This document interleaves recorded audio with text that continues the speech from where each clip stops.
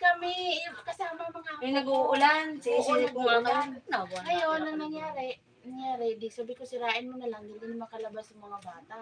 Eh, mayroon akong extrang doorknob nandyan sa kanila, ikakabit na lang. Gano'n yun, mahal, kaya yun. Binigay ko na lang. Ganito ba? Dapat sinabi nila sa may-ari. Magandang klase yun.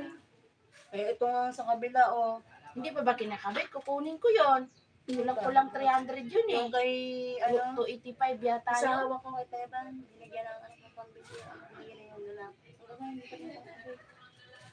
Eh, kaya ko lang naman binigay dahil baka mamaya napasama apo ko dun eh. Hindi ko alam sino nag-lock ng bunggang-bungga eh. Diba kasi Ay, yung apo sumama yung ano, malikot, oo. nag-stock up na yung Nag-start ano. up, di ba ito? Oo. Dumasok na doon, hindi na madala. Nahiwalay na dito, di Kasi ba? gagaganon eh, kaya siguro nag-stock na. Di narinig ko talaga, di ba malakas ang ulan. Siguro, isa nara, pero pag ganon, narinig ko eh. Kasi, idlip ko lakas na na. Tapos paglabas ko, ayun na nga, kagulo na nga sila, hindi na nga mabuksan. Sabi ko, sinong naglampa? Kaya pala Naglamba. nakalap yung panganay kahapon. Ano na naman? Alam mo na, nangihingi ng pagkain niya, kaya ganun Dito yan. sa akin nahingi. Sinapakain ko na siya eh. Pinapakain naman tayo yung anak mo, gutom na. Eh, di na- Tigan, may ginagawa sa Sige na, lumayas ka na. Aga-aga mo kumalit eh. Hindi naman sa ganon, totoo naman yun. Oo. Mamaya na. Marami tayong ano. Pagpatuloy mo muna yung anak mo. Aber, dali na. Sige, tatamakan na naman ako.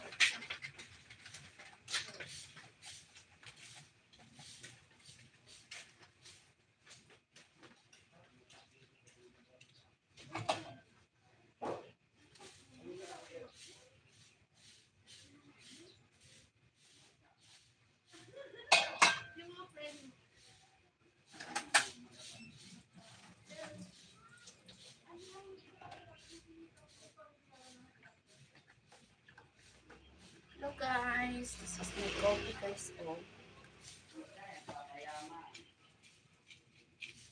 And one of this.